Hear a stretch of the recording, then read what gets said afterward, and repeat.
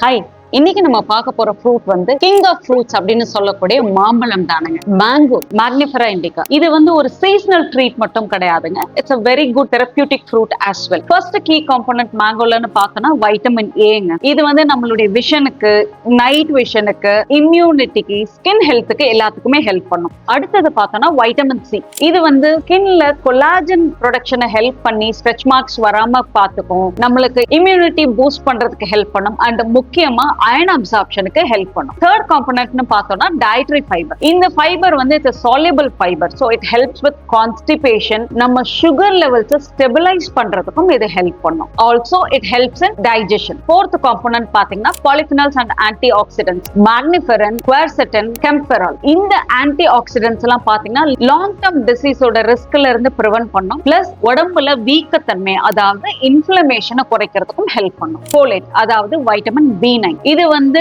நம்மளுடைய டிஎன்ஏ ஃபார்மேஷனுக்கு ரொம்பவுமே ஒரு முக்கியமான ஒரு வைட்டமின். மேங்கோல இது ரொம்ப நிறைய இருக்கு.